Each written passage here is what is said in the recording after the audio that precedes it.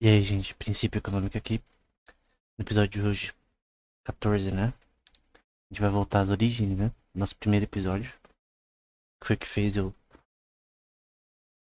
criar esse podcast também. Na parte de economia, né? Por causa do problema na Argentina, né?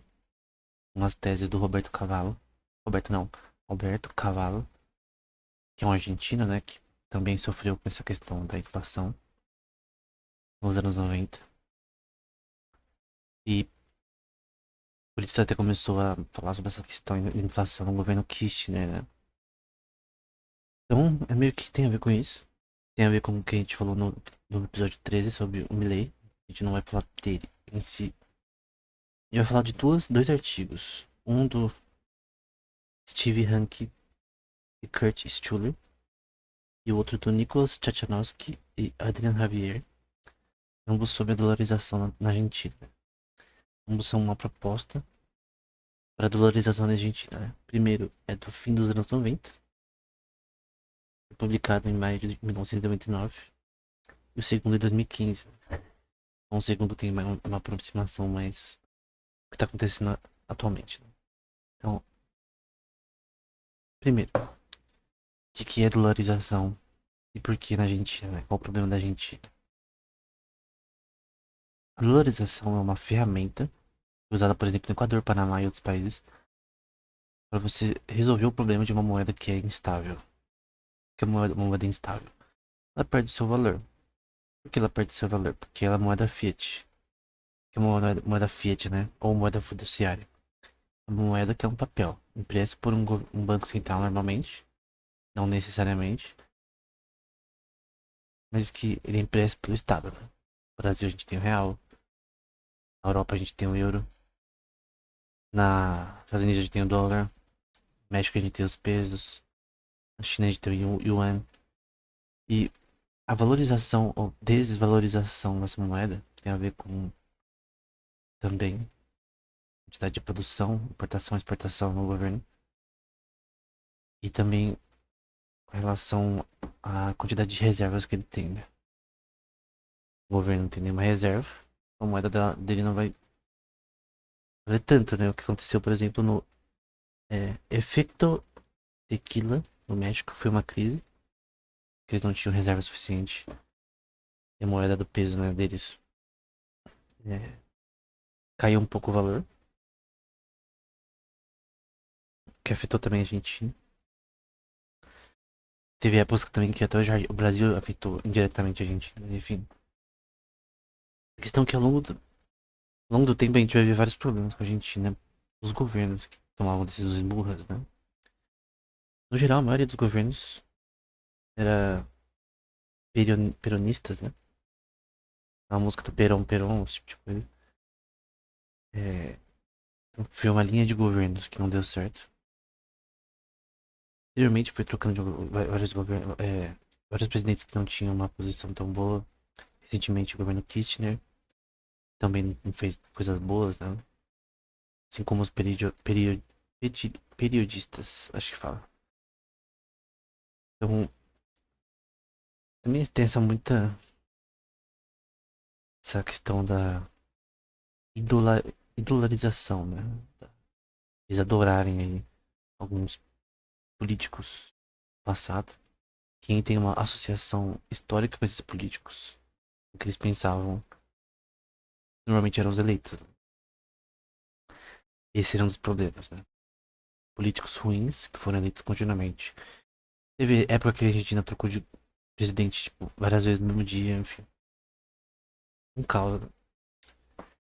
Obviamente, por razões da maioria desses governos terem uma tendência forte à esquerda, né? A gente não vai focar falar sobre isso, né? Não é necessário.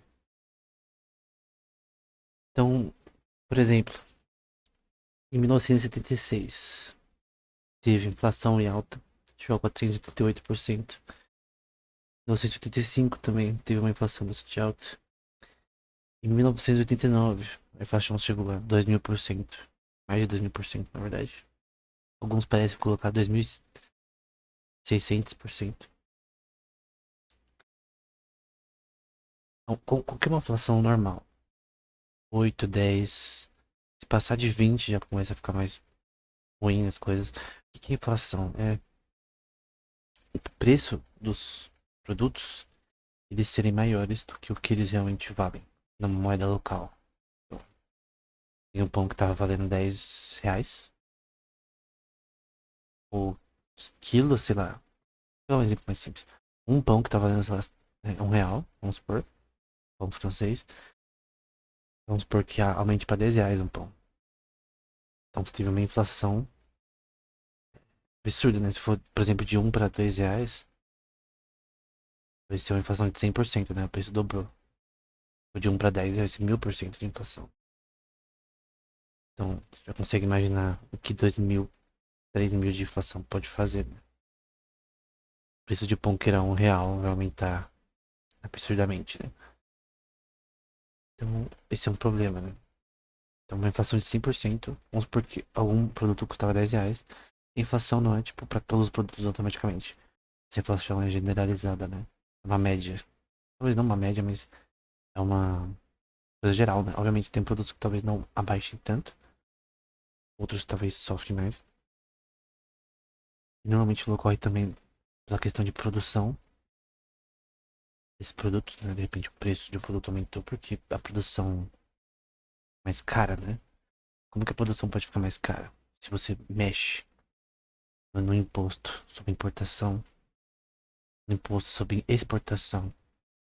Por exemplo, se você colocar imposto ou cotas, quando você pode exportar de alimentos, verduras, sei lá, cenoura, enfim, milho, porque você quer proteger o seu governo de ter faltar milho. Você põe, ó, esse aqui é o limite que alguém pode vender milho pro exterior. Mesmo o fornecedor querendo vender. Aí você vai ter mais milho. Que obviamente vai. Primeiro, vai tirar dinheiro do cara que poderia ter ganhado vendendo. Essa regra idiota de colocar uma cota. Quanto milho você pode vender para o país. E vai tentar proteger a indústria nacional, mas na verdade vai fazer o produtor produzir menos, né? Porque ele não consegue fazer tanto dinheiro quanto ele poderia produzindo mais, porque ele quer vender localmente uma porcentagem, mas o principal ele quer vender externamente, né? Ele quer vender para outros países. Carne, por exemplo. Carne que a gente come, normalmente é de segunda qualidade, porque o que você quer vender é melhor para outro país. Né? Uma questão de dinheiro, você imagina assim. Um governo que quer, por exemplo, proteger a carne nacional, produção nacional de carne, ele pode colocar impostos grandes sobre as vendas de carnes para outros países. Por exemplo, vamos supor que você está vendendo carne para o Japão, para a China. E você pode pôr limites para quanto você pode vender, coisa do tipo. Em parte, talvez isso seja necessário às vezes, mas não sempre. Normalmente não é aconselhável fazer isso sem uma razão é, prática e deveria ser temporária apenas. Né? Quando uma, uma coisa contínua, né? Tem um problema. O Frederico Bastiat falava muito sobre isso, né? Ele, o pai dele é da indústria de algodão. Isso ferrava muito o pai dele, né? A indústria de impostos, cotas, tarifas, de importação e exportação. Você quer importar uma máquina para sua indústria? É um preço enorme de importação dessa máquina, ao ponto que ela fica inviável de ser comprada. Nessa questão também tem também relacionado ao Frederico Bachar, é, essa questão de tipo, vamos supor que aqui no caso de ajuda certas pessoas, certos amiguinhos do governo, vamos supor que eu tenho é, a opção, o Banco Central de dar crédito para João ou pro Júlio.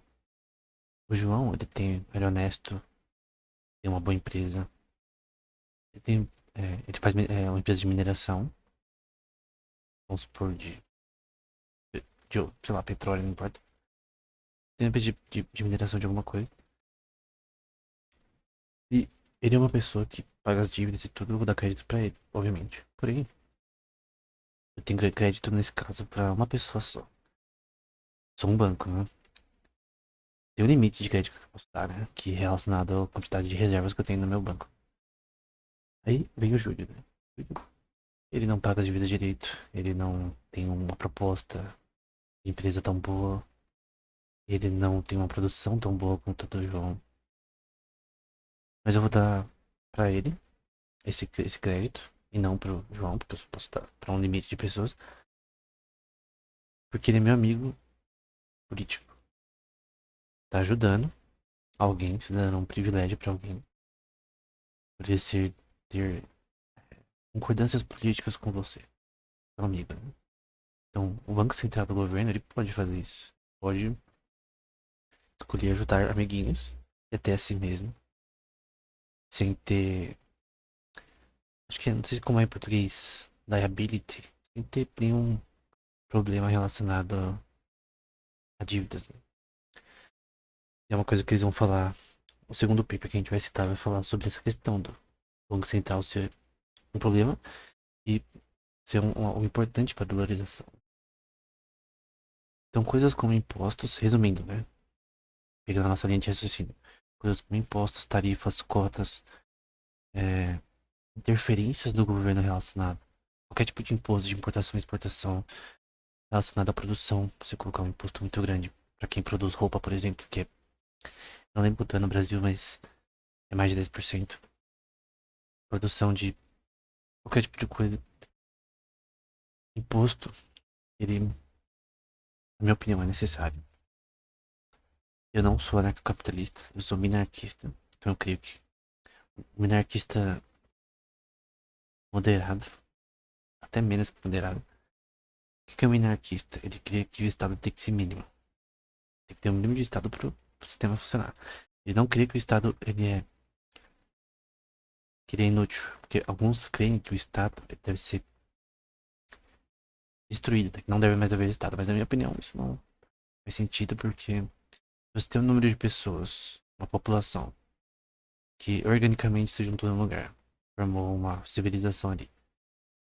Sempre vai ter um Estado, sempre vai ter uma hierarquia, sempre vão ter sistemas políticos como, sei lá, monarquia, uma oligarquia, uma plutocracia, seja o que for. Vai ter um sistema de governo, como uma democracia, por exemplo, que é mais comum hoje em dia, mas não era há muito tempo. Uma polity, que é a oligarquia mais democracia, enfim. Vai, pode ter uma aristocracia, vai ter um tipo de governo. Ponto. Essa é a forma como os seres humanos funcionam e não tem como você mudar como grupos populacionais funcionam. Então, na minha opinião, não haver Estado é impossível. Não é assim que o ser humano funciona. Se fosse possível, já teria acontecido, né? Porque, por exemplo, o socialismo não é possível. Porque nunca deu certo, nenhuma civilização sobreviveu assim. Então, não tem por que pensar que seria a melhor forma de governo. Então, por isso, pode ver que o capitalismo teve vários exemplos ao longo dos últimos 200 anos que promoveu um, não só um globalismo, né, mas que é uma coisa que tem seus lados ruins. Promoveu uma saída da pobreza no mundo todo em relação a bem-estar financeiro per capita com relação a 400 anos atrás. Enfim, então a questão é que muitas das políticas da Argentina eram mais impostos, congelamento de preços, que é um livro que tem um livro sobre isso em espanhol.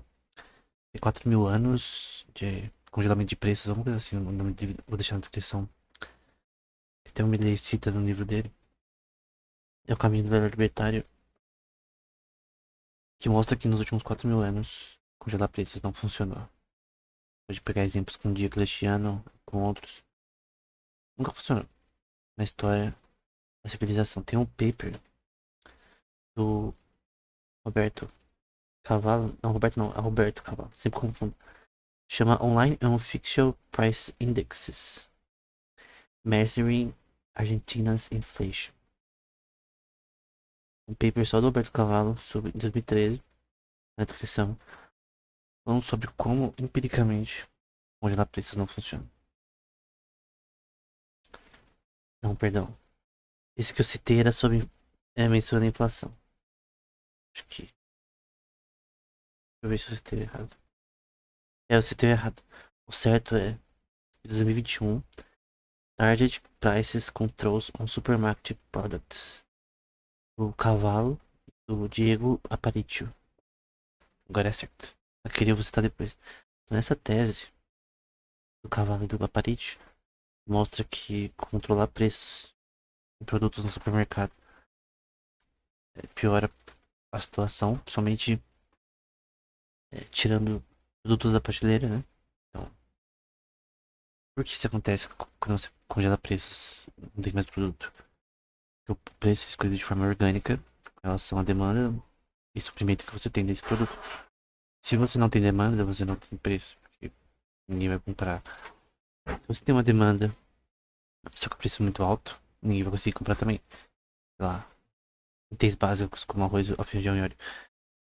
Então, quando a inflação fica muito alta e congelam preços, você só piora o problema que você vai fazer faltar as coisas, né? É melhor você deixar o preço alto, tentar reduzir a inflação do que você fazer com que não, não tenha produtos na prateleira, que aconteceu com a Argentina diversas vezes. Eles continuam fazendo a mesma coisa. Isso chama burrice. De governantes que não sabem como a economia funciona e de economistas que veem que o negócio não dá certo e continuam tentando a mesma coisa. Outro problema da Argentina era a ideia keynesiana que imprimir dinheiro não é um problema. Você tem mais dinheiro na economia e mais déficit, mais dívida, né? Outros países que você não. Que não é um problema. Porque se você tem mais déficit porque você está investindo em infraestrutura, ou seja o que for, você está investindo, você vai ter um desenvolvimento e esse desenvolvimento vai pagar o seu déficit. Mas na prática isso não acontece. Então, é a mesma coisa que se você fizesse, por exemplo, tem dinheiro para fazer uma faculdade, você faz, só que você não consegue arranjar um emprego na área, no fim todo o seu investimento não vai pagar seu tempo e investimentos. É um exemplo, né? Um exemplo, só que com a Argentina basicamente isso aconteceu, né? Que era tanto investido na Argentina de forma errada que os gastos deles eram gastos exorbitantes, principalmente, infelizmente, com questões sociais, né? Então tem uma notícia aqui, duas notícias, uma que fala que a pobreza na Argentina é de 43% e subindo. 43% das pessoas da Argentina estão no estado financialmente falando de pobreza, né? E outro problema da Argentina é 40% das casas da Argentina tem algum tipo de ajuda social. O que é ajuda social? Tem até uma tese relacionada a essa questão de ajuda social, que é, deixa eu pegar aqui, é, do Jean Tirole, da economia deu bem comum, que é uma coisa que está em todas as universidades hoje em dia, conhecidas, somente de esquerda, tem essa visão de que ajuda social, né? Principalmente empresas, você cria empresas, tem que ter uma, qualquer questão social que a sua empresa resolve, né? E aí tem aquele cronograma ali de framework, formas que a empresa poderia ajudar com questões climáticas, questões sociais, minorias e coisas do tipo. Qual o problema de ajuda social do governo? O governo, isso é incrível que pareça, né? É uma coisa que a gente não faz muito. É por causa disso também que ela tem problemas financeiros. O governo ele não é uma, uma instituição de caridade. De novo, governo, a instituição do governo como um todo não é uma instituição de caridade. Significa isso. Não foi feito para dar dinheiro às pessoas. Não foi feito. Ah, mas e a teoria do salário universal? O governo não é uma instituição de caridade. Obviamente, ele tem e deve,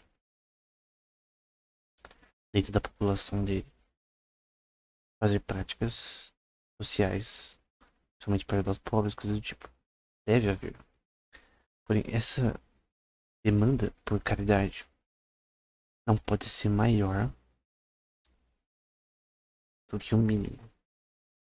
40% é o mínimo de caridade que um governo deve fazer. Eu acho que não. Nos Estados Unidos também isso é um problema. Muitos gastos sociais, que a maioria das vezes é dissipação de dinheiro. Você praticamente pega dinheiro e joga no lixo. Ah, mas você está ajudando. Depende. Dependendo do que você está fazendo as pessoas não trabalharem na prática. Então, teve um caso, por exemplo, no Brasil, de é, pessoas até que não estavam vivendo mais, estavam recebendo ajudas sociais ainda. Então, tem essa questão. Muitos gastos, né? Não, não é só esse tipo de gasto, mas gastos relacionados aos ministérios do governo. Assim como o Brasil, a gente ainda tem muitos ministérios. Ministério da Cultura, Ministério da sei lá o que, Transporte, um monte de ministério. A maioria desses ministérios poderia ser diminuído, né? No episódio anterior eu falei sobre o Milley, porque pegou todos os ministérios e a gente reduziu em 8. Quanto mais ministérios, mais pessoas para pagarem, né? Esses ministérios, normalmente salário é muito alto. Se pegar a soma de tudo isso, dá bastante dinheiro, né? Outra coisa é os altos salários de políticos, né? Então, uma pessoa ganhando 30 mil não faz diferença, mas se tiver um grande número de pessoas ganhando 30 mil, 50 ou mais, 15 mil, 20 mil, isso um sistema do governo, né? No setor privado, você ganha o quanto você quiser. Quanto for justo, né? Agora, no setor público, é um dinheiro público que está sendo pago para eles, né? E no caso, isso é o que, se eu não me engano, o Frederico Bastiat chama, ou é o Mises, chama dissipação de capital, né? E que é dissipação de capital? Capital ele some, evapora, né? Não é que nem no setor privado que você tem uma geração de valor de riqueza, né? Dinheiro de impostos convertido em nada. O Ministério da Infraestrutura na Argentina, por exemplo, faz um monte de obra que às vezes nem tem sentido. Vamos supor que tem uma ponte que tem que fazer. Ah, vou fazer uma ponte, o governo de tal estado. Aí faz a ponte, termina. Aí no fim depois viram que a ponte não valeu o custo que ela para ser produzida, né? Aí você pode falar, mas como alguém fez uma ponte e a ponte é inútil? De repente, porque ele fez uma ponte num lugar que não precisava. De repente ele fez tal coisa num lugar que não precisava. Tem várias formas de você dissipar o dinheiro, né? E é óbvio que todo governo vai dissipar dinheiro. Vai dissipar recursos, capital. Que não tem como você ter uma eficiência de 100%. Mas se você dissipa dinheiro demais, você vai ter dinheiro que não. Imposto que não está sendo convertido em nada, né? Dissipação de dinheiro, o dinheiro tá sumindo. O dinheiro não teve nenhum uso útil para a sociedade. Está sendo gasto em coisas supérfluas, né? Que coisas supérfluas? Coisas que os políticos estão usando, né? Coisas pessoais. Mas pode falar, mesmo assim, ele tá gastando esse dinheiro para comprar coisas no mercado, coisas numa loja, enfim. Não, isso não tem impacto econômico é, saudável. Então, eles ganharem mais não é um é um problema porque é uma dissipação de dinheiro. Então, se esse dinheiro fosse convertido no sentido de, por exemplo, podemos supor que se diminui os impostos. Agora o cidadão tem mais poder de compra, se diminuiu muitos impostos. Você tem poder de compra, você diminui os ministérios também para você gastar menos. Faz várias questões para gastar menos. Baixou impostos de importação e exportação. Tirou tarifas, tirou cotas, tirou várias coisas. Deu uma liberdade maior econômica e até maior liberdade para novas pessoas ingressarem para criar empresas. Tipo, você cria um ecossistema disso de menos impostos, menos essas coisas. Aí é geração de valor, né? E pelos impostos terem diminuído, né? Sobre o consumo, as pessoas têm mais poder de compra. Esse poder de compra converte elas a terem uma vida mais cegada, né? Pode a roupa que você não queria, que você queria, poderia comprar, de repente, um carro que você queria, enfim. A vida fica um pouco mais confortável do que seria anteriormente, que seria tipo uma sobrevivência, né? Vive o que você tem hoje. Então, isso é uma coisa boa, né? O objetivo do governo é fazer com que as coisas operem, funcionem. Tem o sistema judiciário, tem o executivo, tem o legislativo. Opera para que as coisas funcionem. Ele não é um órgão que tenha qualidade e conhecimento suficiente para fazer qualquer decisão na economia ou em empresas privadas. Então o governo ele não deveria ter poder de intervir na economia de forma exacerbada. Só regular, colocar as leis e blá blá blá, mas ele não teria poder de fazer o que ele quiser. Por exemplo, o governo dos Estados Unidos, é, da Europa, querendo regular a inteligência artificial. Esse é um exemplo de intervenção, né, intervenção em empresas privadas que é inútil. E que eu creio que as empresas privadas têm muito mais conhecimento e pesquisadores que têm um alto conhecimento nesse tema do que o governo de qualquer país do mundo. Então, isso é óbvio, né? Quantos pesquisadores de IA os Estados Unidos têm que trabalham só para o governo dele? Compara agora com a Google, a Microsoft, Facebook, Netflix. Isso é óbvio, né? Então, esse é o problema da intervenção. Qualquer governo do mundo, ou até globalista, uma intervenção globalista, qualquer setor privado, né? Então, a Argentina não tava nem aí. Gastava bastante, imprimia dinheiro quando tinha que pagar com dívida. É, gastava como não poderia mais, criava mais ministérios. Dava bastante dinheiro para causas sociais. De novo, dissipação de dinheiro, governo na caridade. E no fim, isso criou um ecossistema de que era óbvio que a Argentina iria falhar miseravelmente. Então, a falha da Argentina é uma falha do governo. Ponto. O governo é a causa. E essa tese que pelo Henkel, pelo, deixa eu ver aqui, pelo Schuller, chamada Una Propuesta de Dolarización para a Argentina, é exatamente relacionada a isso. Né? O que eles falam? Que é a proposta aqui? A gente viu o problema aqui com a solução. É, primeiro, a solução deles é bilateral. Você tem o peso ainda, mas ter o dólar como opção forte aí, para ser usada, né? Mas com o dólar sendo o principal componente. Né? Isso difere dessa tese que a gente vai citar. Então, aconteceu, por exemplo, em 1998, uma grande crise na Argentina. Não, perdão, 1989. Uma crise na Argentina que gerou uma inflação de 2.600%. aconteceu com isso? O preço subiu, né? Então, s- veja que uma inflação de 1000%, o preço do pão que vai de R$ 1 vai para 10. A inflação de 100% vai de 1 para 2. A inflação de 2000% vai de 1 para 20. E assim sucessivamente. Que era R$ 1 vai fazer R$ 26 no caso dessa inflação de 2600%. E aconteceu isso por várias questões. E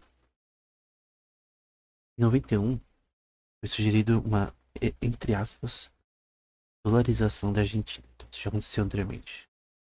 Pelo, pelo Carlos Menem, parece. E essa dolarização não foi uma dolarização que é sugerida aqui nesses papers. Ela chamou de la lei de convertibilidade. Então ela tinha um banco central em nota ainda. As reservas no banco tinham que ser de 100%. É extremo na minha opinião, mas qualquer questão. O banco normalmente tem 17% do que você cria, que realmente empresta. Então, por exemplo, o banco, vamos supor que ele tem 3 milhões emprestado para. Não, é 3 bilhões emprestado para várias empresas, seja o que for. Ele tem que ter ele tem o dinheiro dos clientes ali guardado. Ele tem que ter no mínimo 17% desse dinheiro. Porque, teoricamente, né? Normalmente 17% é o número que é necessário para o problema que venha a ocorrer. Ele tem o dinheiro ali guardado suficiente porque as pessoas normalmente retiram. Alguns bancos fazem 11%, 20%, enfim. Os Estados Unidos tacou a cadeira no ar e falou: a gente vai ter 0%. O Fed, se não me engano, recentemente falou que vai ter 0% de reserva. Que é burrice. Mises veria isso como burrice estupenda, né? Tenho que baixar o hike também. É muita burrice você ter 0% de reserva, né? Por que serve a reserva? Vamos supor que você reserve ouro num banco. Tem alguns bancos que fornecem essa solução. Aí você compra ouro e põe no banco e tá beleza. Vamos supor que depois de um tempo você vai armazenando ouro lá. Aí você fala, pô, eu quero retirar meu ouro. Você vai lá. É, e aí, no caso da Argentina é chamada de encádio. E aí, vamos supor que é, um dia você vai lá tirar o ouro. Aí você vê que, pô, eu quero meu ouro em espécie, né? Quero meu ouro de verdade. De repente você comprou ele só virtualmente, entre aspas. Trocou seu dinheiro real em dólar pelo ouro. O banco te disse que tava lá. Aí você vai lá e fala, ó, eu quero meu ouro, vamos supor que seja R$ 1 milhão em ouro. Só que aí o banco chega e fala, pô, eu não tenho todo esse ouro aqui. Então, posso te pagar em balinha? Você vai falar, pô, mas eu quero meu ouro, eu não quero balinha. Aí, a gente tem um problema, né? Não teve reserva de ouro pra pagar uma pessoa, imagine várias pessoas. Isso já aconteceu algumas vezes, né? Lembro de um banco, acho que era no Líbano, que ele tava sem reserva, parece. E não tava pagando ninguém, nenhum cliente que tava indo lá retirar o dinheiro, né? Uma pessoa, uma mina chegou armada lá, obrigou a dar o dinheiro pra ela. Deram, né? E ela saiu lá com o dinheiro que era dela, né? Não é a melhor maneira de resolver o problema, mas vamos supor que se tivesse todas as economias no banco e do nada o banco não tem suas reservas, né? Então o que eu vi nos Estados Unidos recentemente foi muito encorajado essa questão de você ter poucas reservas. E tudo bem. E obviamente você fala, mas ninguém verificava se tinha reserva ou não. Essa questão. Os Estados Unidos era bem burro nessa questão. Então a lei de convertibilidade dizia que você tinha que ter 100% de reserva no banco. Na minha opinião, é exagero, né? Pra pagar suas contas, né? Porque é questão de, vamos supor que você tem 17% da sua reserva. Você pode, você usou esse dinheiro que você tinha antes para emprestar para outras pessoas, né? Então, teve a dolarização, né? Em si. Teve uma mudança no histórico inflacionário dessa lei, até posteriormente, ao ponto de que a inflação foi baixando, baixando, e desde 1991 até 2000, a inflação não subiu mais que 6%. Em 2001, ela estava em menos 1,1%, dados do Banco Mundial. Então a inflação baixou nesse, nesse contexto. Porém, por várias razões, esse plano não deu certo, né? Não foi como esperado, mas ele baixou a inflação e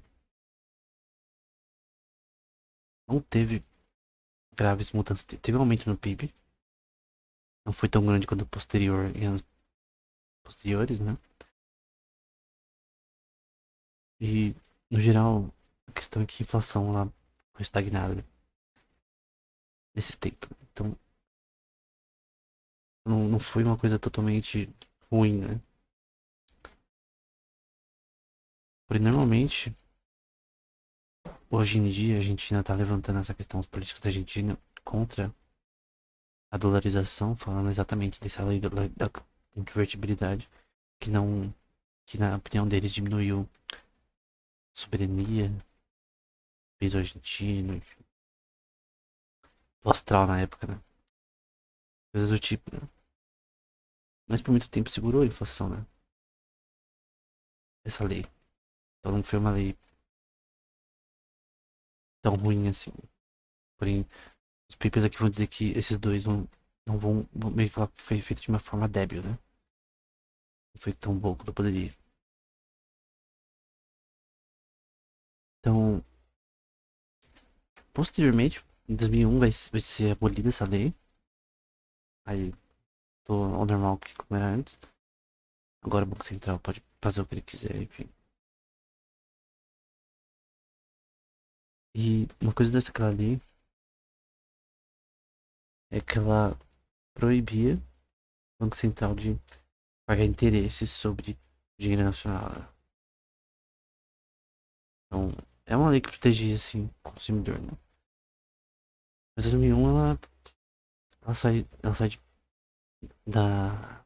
Ela é, ela é retirada da Argentina, abolida. E agora a Argentina, ela meio que se jogou os erros que ela tinha feito antes, né? E um dos erros é o mau uso do Banco Central. No paper que a gente citou aqui, o cara vai sugerir que a Argentina teve, aquele dia, um dos sistemas mais liberais do mundo, né? Na época dessa lei. Então,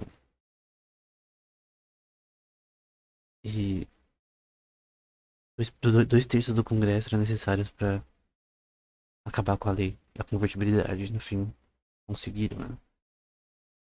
Foi um erro, talvez.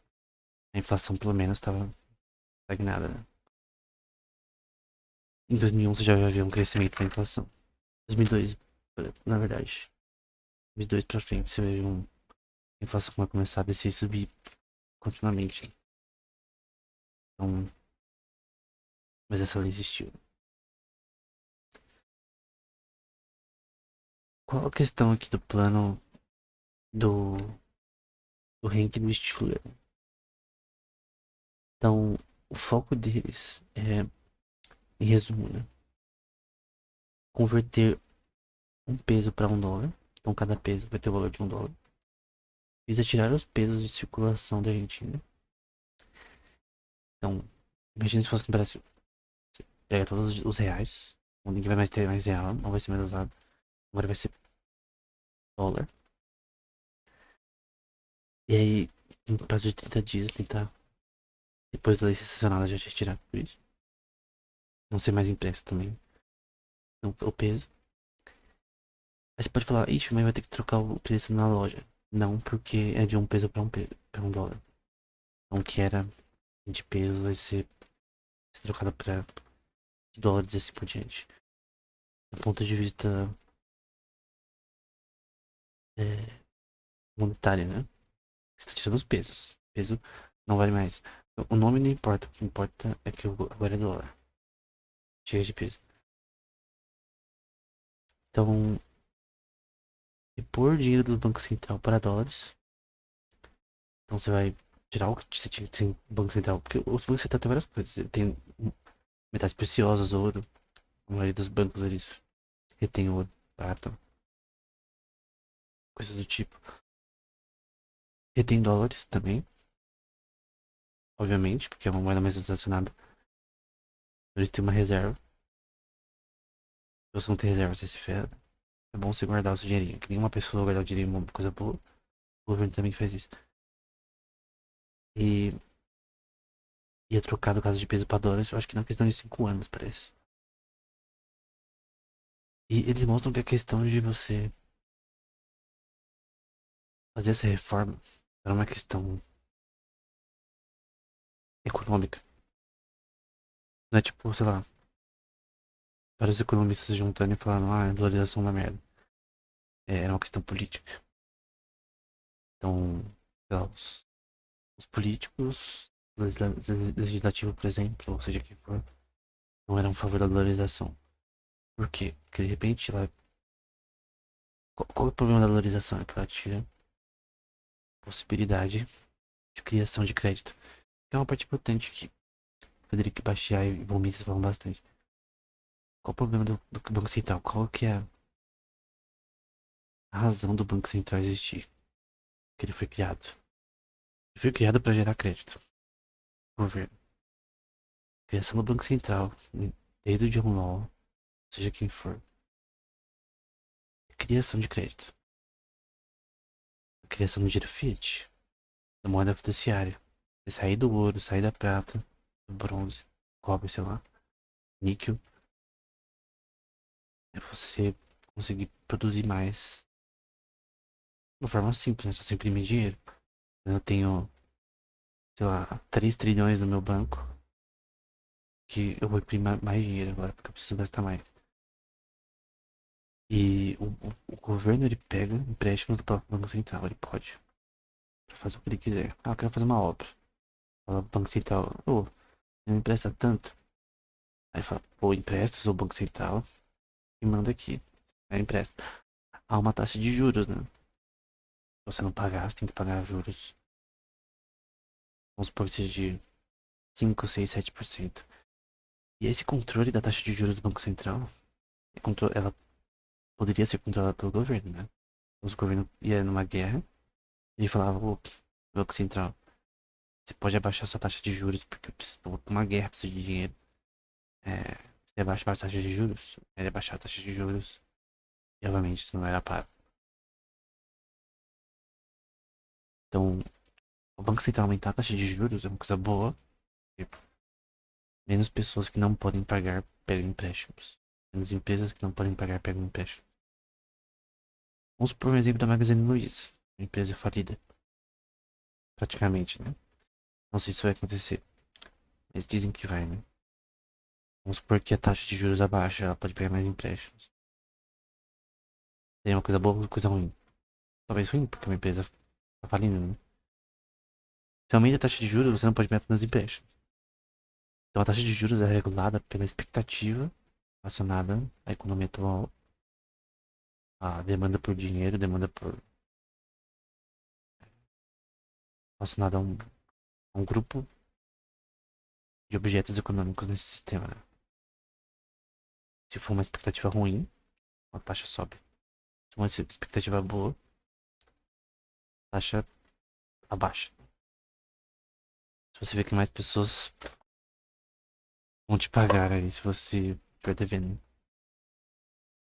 Só que isso poderia ser feito sem o Banco Central. Talvez não precisaria do Banco Central para isso.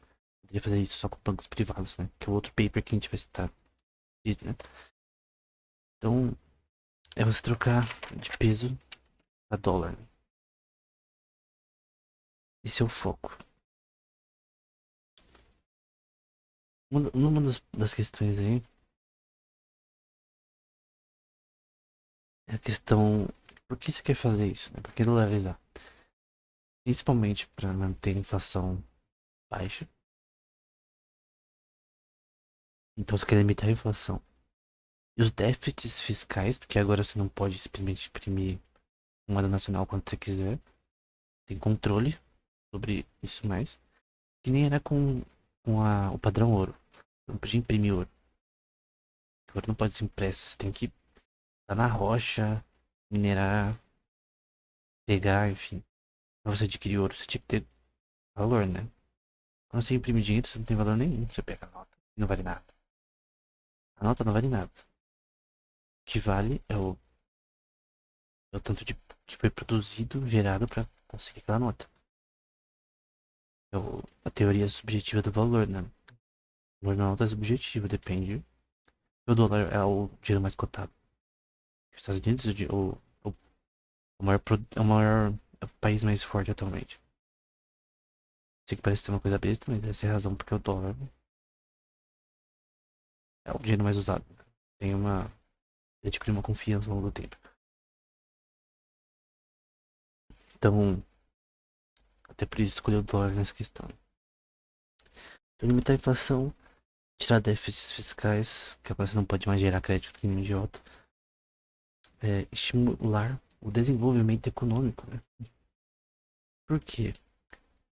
Porque agora você não tem mais um problema de déficit contínuo que atrapalha a economia e atrapalha as outras empresas privadas, né?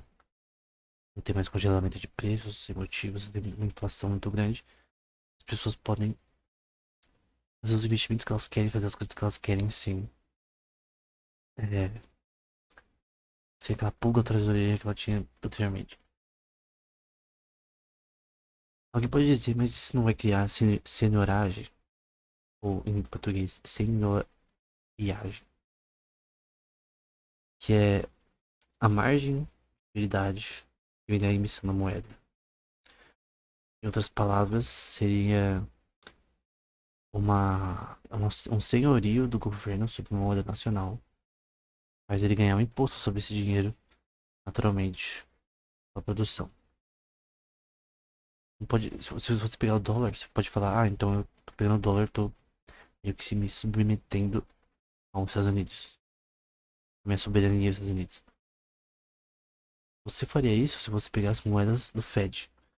Se as suas moedas não for do Fed, impressas pelo Fed, foi impressas por você, então não tem problema, né? Essa senhoragem não aconteceria. Porque no caso realmente se daria lucro pros Estados Unidos nessa questão. Então,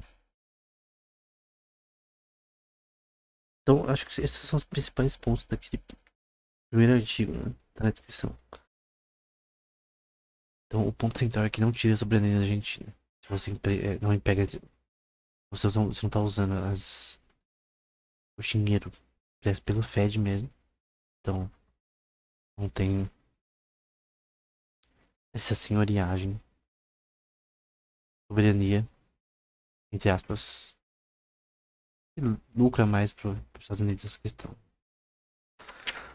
Então é algo simples, né? Algo simples, mas que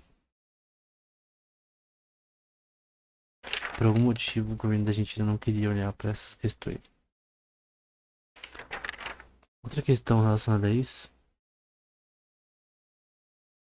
é, é a questão da porcentagem relacionada a isso, né? Pode ser mais brutal ou não. Quanto de reserva que o governo tem que ter, né? 60%, 70%. Então, o objetivo aqui é assegurar que as reservas do Banco Central não sejam equivalentes à base monetária, né? Ou menos isso, né? Você não ter uma formação de crédito tão grande que você não possa controlar, né? Então, é basicamente isso. Tirar as moedas da circulação, você trocar por dólar. Nesse caso, é uma forma bilateral, né? Você pode continuar tendo pesos, mas o dólar vai ter uma interação maior. De repente, você pode adicionar euro também. Deixar as pessoas escolham qual que elas que querem usar, né? O objetivo aqui é da soberania para o cidadão, não para o governo, porque a soberania na Argentina monetária é do país, é do governo. Então, se quer tirar a soberania e dar para a pessoa, a soberania ela fica descentralizada, né? Eu uso o moeda que eu quiser e blá blá blá. Caso eu for para o dólar. Então, basicamente isso, né? Tanto o preço de ativos, o preço a todos os tipos de produtos passivos, enfim, seria e de peso para dólar. Uma razão de 1 para 1. É basicamente isto. Então, outro segundo paper, que agora é do Nicolas Tchanovsky e Adrian Javier, que eu falei antes, uma proposta de reforma monetária para a Argentina, dolarização flexível e banca livre. Eles são um pouco diferentes. Eles são um pouco mais pesados, eles são parecidos com o Milei nessa questão. Eles sugerem, primeiro, eliminar o peso como moeda nacional. Então não é uma forma bilateral aqui, heterodoxa, de conversão aqui da economia para o dólar. É bem brutal, né? Imagina o Kratos pisando na cabeça do Poseidon. É basicamente isso. É, eliminar o peso, tchau peso, não quero mais. Se trocar o peso pelo dólar, totalmente. Outra coisa, eliminar o Banco Central. A posição do Javier Milei, a posição, por exemplo, do antigo presidente do nosso país também, foi tornar o Banco Central independente, que é uma opção viável. Ok, uma opção mais forte é você eliminar o Banco Central. Você falar, por exemplo, é uma ideia naturalmente anarcocapitalista. Acho que essa palavra é muito forte, mas é uma ideia anarcocapitalista porque o Banco Central é uma peça muito forte no governo hoje em dia. O Fed nos Estados Unidos, enfim, bancos centrais de diversos outros países, é eliminar totalmente o Banco Central e deixar só bancos privados lidarem com essa questão de você emitir dinheiro e coisas do tipo. Então, em vez de uma reforma bilateral que você poderia permitir o peso também coexistir, uma reforma unilateral, né? Eles mostram que a oferta de dinheiro aumenta o crédito, o que aumenta por esse crédito, seu crédito fantasma, né? Um crédito que não é pago, gera débito do governo, gera inflação e gera uma deflação do preço da moeda, né? Tudo tá o cerne tá na oferta de dinheiro, né? Você imprime um monte de dinheiro, você tem um monte de gastos. E essa ideia de que você imprime mais dinheiro, que você tem mais gastos. Seus gastos, eles vão fazer sua economia desenvolver. Não é verdade. O governo não precisa gastar nada para a economia se desenvolver. Só tem que deixar as pessoas em paz. As empresas com menos impostos, menos cotas, menos tarifas, menos taxações, menos importação e exportação, liberdade de transacionar com quem quiser. Todas essas coisas, o governo simplesmente não intervir na economia é a melhor coisa para ele. Para ele, para as empresas, para a economia do país. Mas as pessoas, elas continuam na mesma tecla, né? Os políticos, né? De intervenção e já achar que eles são deuses, né? Eles têm que intervir porque eles sabem tudo. Que não é a verdade. Digo o governo, né? Ele nem tem recursos suficientes para conseguir ter a inteligência necessária para isso. A empresa privada é muito descentralizada. Ela possui mais oficiais, mais pessoas trabalhando em áreas específicas de provavelmente maior qualidade do que o governo, né? É óbvio. Até nos Estados Unidos também. Os Estados Unidos tem um governo que ele tem uns departamentos com muitas pessoas de qualidade, né? Mas mesmo assim, o setor privado é mais forte em qualquer área que eles operem. Grande maioria, né? Então, eles também sugerem que o problema da Argentina é um problema crônico, né? Não tem solução. A única solução é dolarizar essa merda. Acabou. Então, não, todas as outras soluções que foram empregadas anteriormente não deram certo. Então, não é só dolarizar, é diminuir ministérios, é criar uma reforma que busque liberdade econômica, que as empresas tenham mais liberdade de fazer o que elas têm que fazer, menos impostos, menos, menos barreiras criadas pelo governo para transacionar, né? O governo tem que continuar regulando elas, as empresas, né? Evitar fraudes, blá blá blá, que é o objetivo para que ele existe. Então, por exemplo, uma empresa está cometendo um crime, o governo vai lá e prende. Ponto. Eu creio, ou que fala de anarcocapitalismo aqui, o livro do Gustavo Molinari sobre esse tema, Production of Security. Eu discordo com o Gustavo Molinari, que é um dos pais do anarcocapitalismo, como o maior multiparte também, mas ele é principal da economia liberal francesa, né? Eu discordo do Molinari porque eu creio que você não tem que privatizar tudo. Privatizar, por exemplo, o sistema judiciário, executivo, privatizar tudo. Tudo privatizado. Escola, tudo, tudo. Polícia. Só que, na minha opinião, não é um extremo. Não é necessário. Eu creio que ainda o Estado ele é necessário. Não precisa ser tudo privatizado. Claro que a privatização tem que ser grande, mas não. É, nada pode ser exagerado, né? Então, por isso eu sou um minarquista também. E comecei a ser minarquista depois de ler o livro do Gustavo Molinari, por exemplo. Porque eu já sabia as ideias do Nozick, um pouco extremistas, né? Mas quando eu vi as ideias do Gustavo Molinari, aí eu vi que o Nozick era de boa, né? Do livro Anarchy State Utopia. Enfim, a questão é que não precisa privatizar tudo, né? Mas é melhor privatizar a maioria das coisas. Então, por exemplo, o transporte. Privatiza. Correios. Seja o que for, privatiza. É, escolas. Eu creio que no estado atual é melhor estar do jeito que está. Não sei como é na Argentina.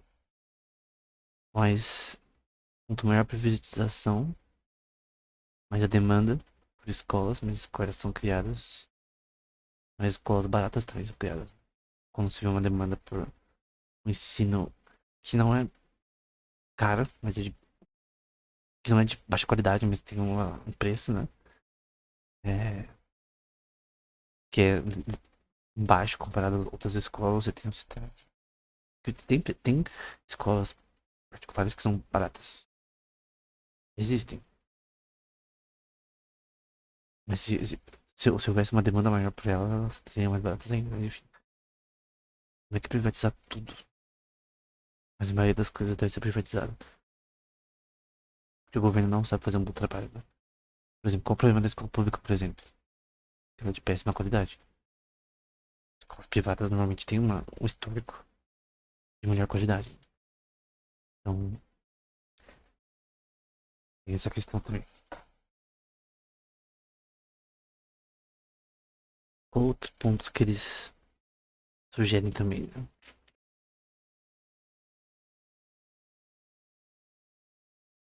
Então, além de eliminar o Banco Central e eliminar os pesos, né?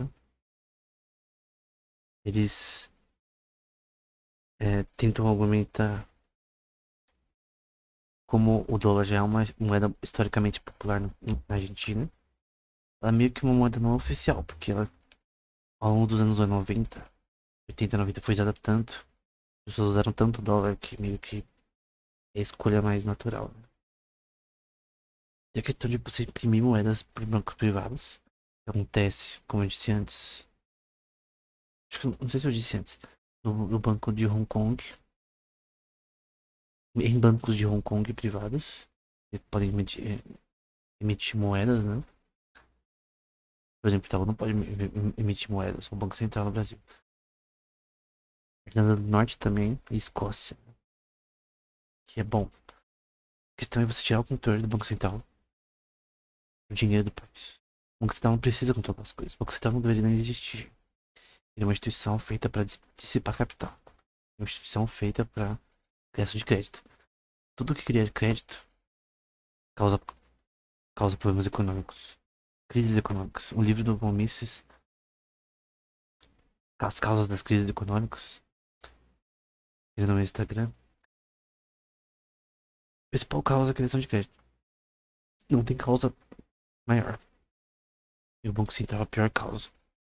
Guerras e Banco Central são as piores criações econômicas da humanidade. Porque a guerra, obviamente, causa problemas econômicos. Até porque você precisa de mais de crédito. E o crédito já causa problema em si, porque geração de crédito cria mais débito. Se o Nubank oferecesse 1 milhão de crédito pra mim, daria muito certo. Porque poderia pagar a fatura no fim do mês. Então, como eu disse, tanto individualmente quanto coletivamente, esse crédito quer dizer mais problemas. Por isso que baixar a taxa de juros, quer dizer, perdão, baixar a taxa de juros real de um banco central por pressões políticas é a mesma coisa que no Nubank aumentar o meu crédito por pressão, sei lá, do povo. Ah, o Nubank aumenta o crédito de todo mundo aí, que aí vai gerar dívida, né? Isso é óbvio. Nem sempre, né? Enfim, tem que poderia liberar um pouco. Então não tinha a dólar não tira a soberania da gente. É como se fosse o padrão ouro. Antigamente era um padrão internacional. No século XX que era usado por todos os países. Todos os países tinham reserva de ouro. Hoje em dia não é assim, porque os Estados Unidos, infelizmente, acabou com o padrão ouro em 1970 e bolinha. Mas as pessoas até hoje em dia dizem que seria bom voltar para o padrão ouro, né? Porque a moeda fiduciária ela não tem valor. O dólar pode um dia quebrar, assim. O ouro nunca quebraria porque tem um valor intrínseco natural dele. Porque qual o problema da central da padrão ouro dos Estados Unidos? Ele não permite a criação de crédito. Você pode até fazer uma técnica de reservas fracionárias para você ter mais dinheiro do que você tinha com a sua reserva de ouro X. Mas mesmo assim, não foi suficiente. Eles tiveram que tirar o padrão ouro. Por muitos economistas, deveria voltar. Talvez não volte. Eu não acredito que seja absurdamente necessário voltar para o padrão ouro. Mas seria bom. Porque todas essas crises econômicas. A crise de 2008 foi causada também, além de outras questões relacionadas à regulação da economia, pela formação de crédito de investimentos que eram é, não regulados, né? Que criou a crise, né, do subprime em 2008. Então, bancos privados a gente não poderia emitir essas notas. O problema do Banco Central também, que eles dizem, é que não, se ele ficar em dívida, não tem problema, porque ele é o Banco Nacional, né? O banco privado, se ele ficar com dívida, ele vai falar isso, né? Banco privado, o Banco do Brasil não tem como ele falar isso. É um país, um banco de um país, né? Um banco soberano, entre aspas. Mas essa soberania do Banco Central é basicamente a pobreza, cidadãos em si. Outros pontos que ele levanta. É, existe sim uma demanda por dólares na Argentina, que é bom para ser pra dolarização. Vamos supor que o dólar fica uma merda. O dólar ficou uma merda e o que a gente faz agora? Essa era uma dúvida que eu tinha, por exemplo. Eu ouvi falar da dolarização pela primeira vez. Eu pensei, pô, mas e se o dólar cair, fica que nem o rubro da vida, o rubro russo, por exemplo, o que acontece? Até porque tem várias especulações que o dólar pode cair no futuro. Com a vida do BRICS, blá blá blá. Não sei. E até pela questão, até pra quem é gold standard da vida, é, quem é gold standard for life, eles criticam moedas fiduciárias e dizem, o dia do dólar vai acabar, uma moeda que é, financia guerras, blá blá blá, enfim. Não sei. Mas é só você trocar. Então se você dolarizou sua economia e o dólar ficou uma merda, vai pro euro. Se o euro ficar uma merda, você vai pro yuan. É assim sucessivamente. Sempre vai ter uma moeda que vai ser melhor que o peso. É porque não é. Pior que o peso é só Bolívar venezuelano. Então, outra, outro argumento que eles sugerem é que vamos supor que alguém diga que a Argentina é muito grande para uma dolarização. Um país muito grande, não deveria fazer uma dolarização, deveria ter uma moeda nacional. Não. Outros países usam outros tipos de moedas. Eles estão Grécia, os países da Europa que usam euro em vez de uma moeda nacional. Não é um problema. Outro comentário. Eles podem falsificar esse dinheiro. Vamos supor que o banco impresso é impresso por bancos privados. Alguém pode fraudar esse dinheiro, mas não há evidências em bancos privados que emprestam dinheiro, né, que imprimem dinheiro e ter mais falsificação. Então,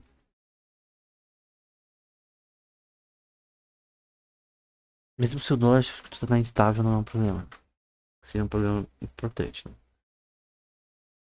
Então, nesse modelo, o Banco Central não é necessário, porque os serviços privados já têm toda a capacidade de fazer o que deve ser feito, que o Banco Central faria, os bancos privados já podem fazer o que é feito para que o sistema funcione. Como em Hong Kong, como na Escócia, etc. Não que essas economias realmente perfeitas. Eu, eu não gosto de pessoas que citam países. A tal país tem economia muito boa nisso. Aí você vai ver um mês depois o país tá em crise. Não é bom fazer isso, né? Mas enfim. Então, dolarização funciona.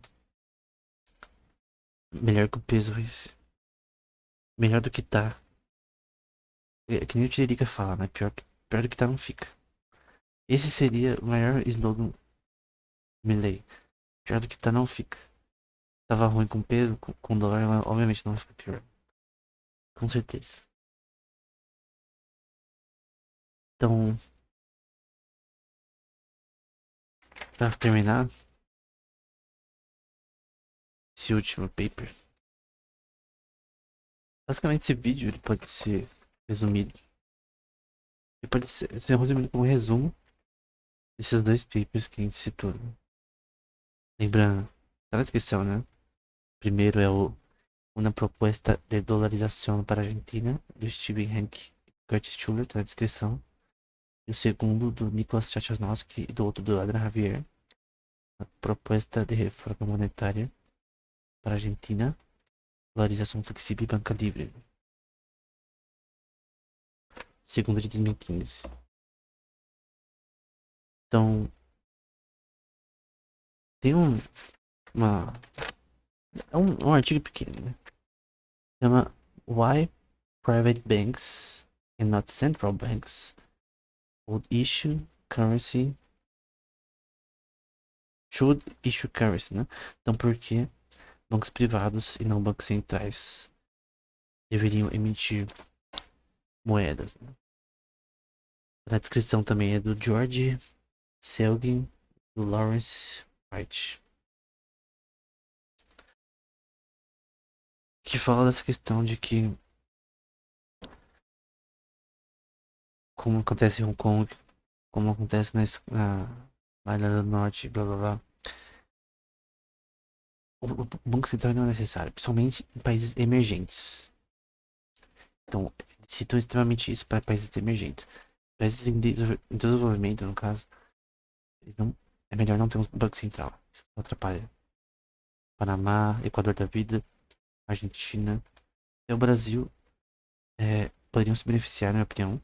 E algumas pessoas dizem que o Brasil não é o mesmo país emergente, mas poderiam se beneficiar é, de não ter bancos centrais, de ter uma distribuição de bancos privados maior. O Brasil também, por exemplo, tem 6 bancos no Brasil, sei lá. E bancos mesmos, os grandes, são poucos. Tem nos Estados Unidos que tem centenas de bancos. O problema grande do Brasil é que não tem uma variedade de bancos que você pode. Tem as fintechs, né? Mas tem uma quantidade gigante de bancos que você pode usar. Né? Então é um mercado fechado, né? Assim como telecomunicações da vida. Então, principalmente em países emergentes, parece que o Banco Central não é necessário. Você pode ter um sistema muito mais sossegado, até porque o Banco Central não tem incentivo para ser bem sucedido. Se der merda, deu merda e é uma soberania. O país, o Banco do Brasil, o Banco da Argentina não vai. Ah, tá com déficit. Ok. É um banco privado, você vai pra falência, né? Se não pagar as pessoas, você vai preso. Agora, tudo que é do governo não tem motivo. E não tem.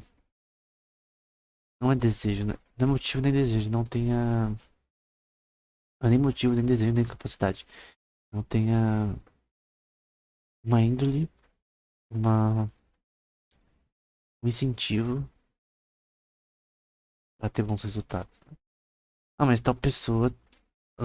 Então, o Banco Central de tal país tá fazendo um bom trabalho. Ou talvez a próxima pessoa que vai entrar seja uma pessoa que gosta de politicagem. O país vai mandar uma taxa de juros e do que for do banco, né? Então, as pessoas falam, não, mas tem que baixar a taxa de juros. Baixar a taxa de juros gera emprego, gera riqueza, não gera dívida, é, gera um crescimento econômico. Então, os políticos vão falar isso, né? O Banco Central é necessário para que a gente possa ter mais dinheiro para usar para crescer o país.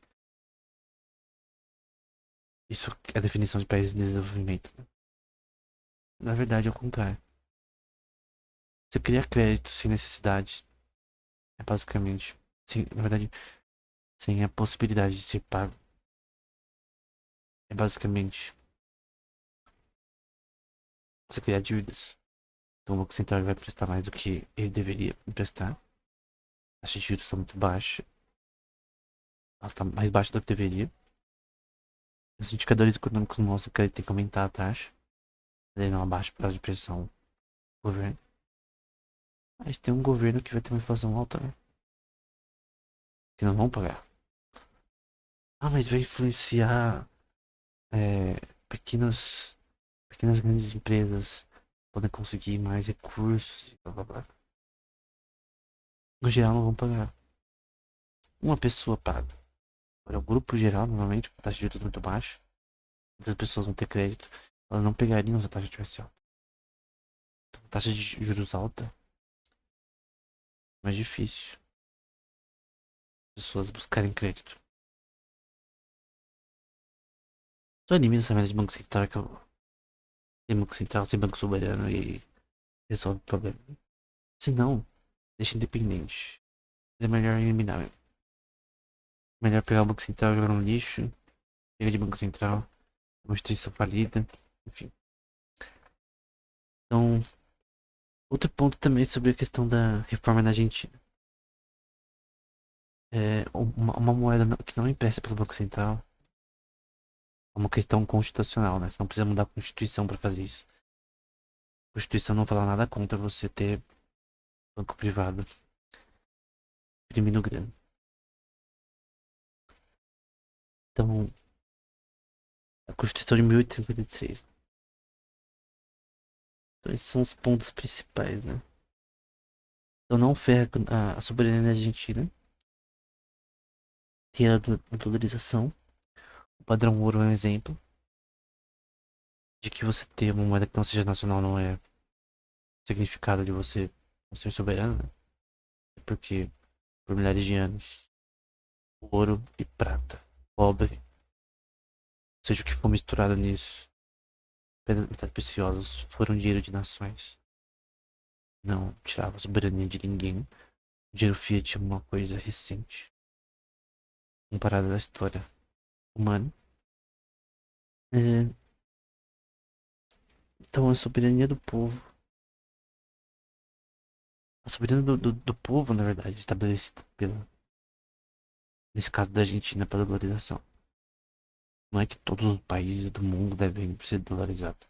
Estão aqui países que estão na merda, como a Argentina, que não teve outra solução na questão da moeda local.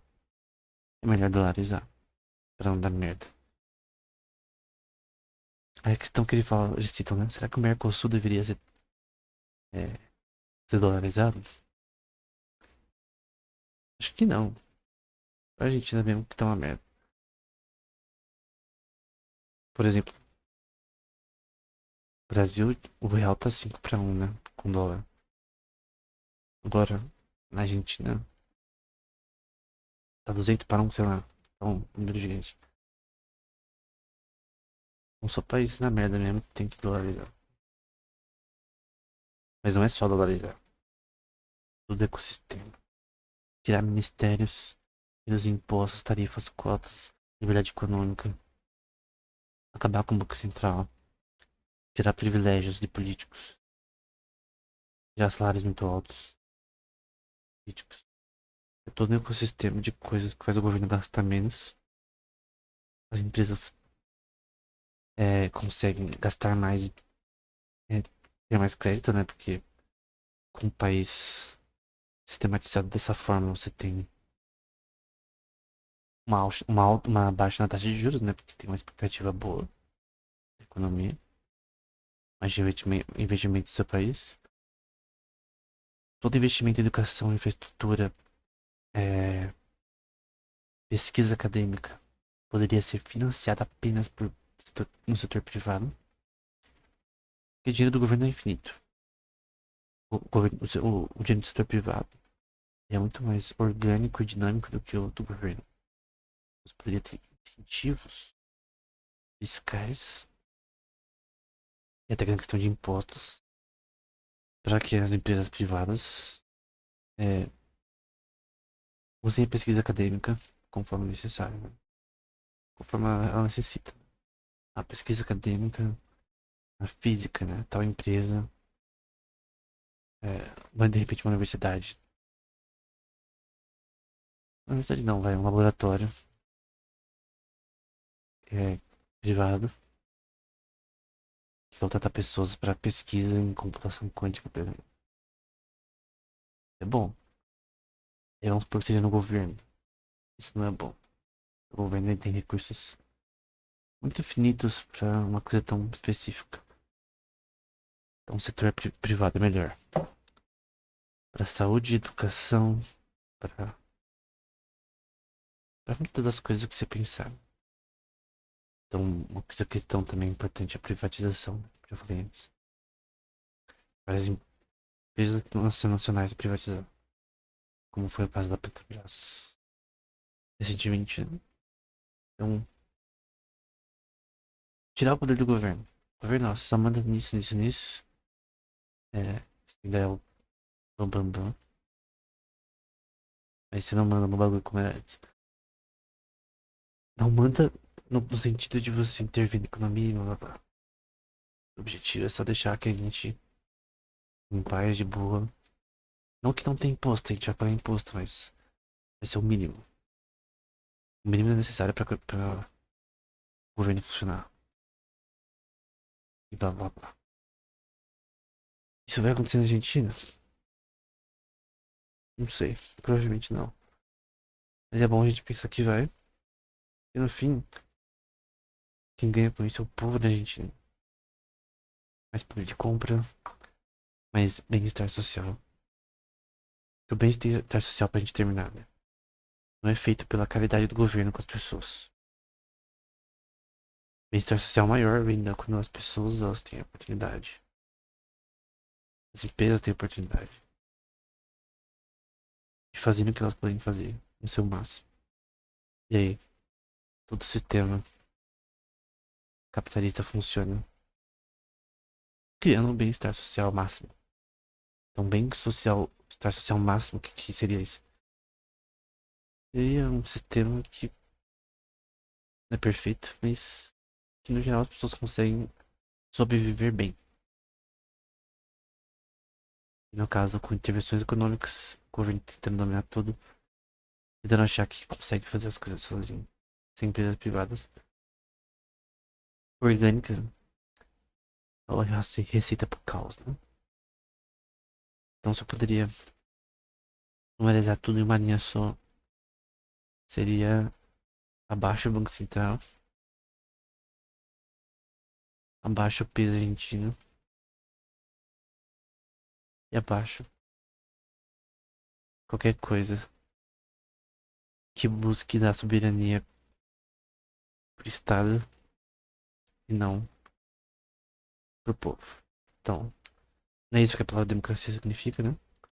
Então, a verdade é que a dolarização, todo esse sistema de menos impostos e blá blá, ele é mais democrático do que o contrário.